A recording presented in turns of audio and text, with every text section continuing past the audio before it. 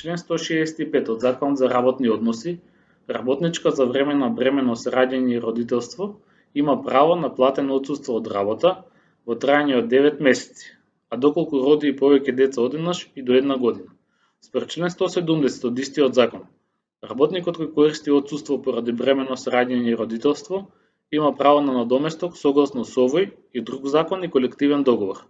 Според член 16 од Закон за здравствено осигурување, основицата за пресметување на надоместок на плата представува просечниот месечен износ на исплатена плата на која е платен придонес за задолжително здравствено осигурување во последните 9 месеци пред настапување на случајот поради кој се стекнува правото на надомест.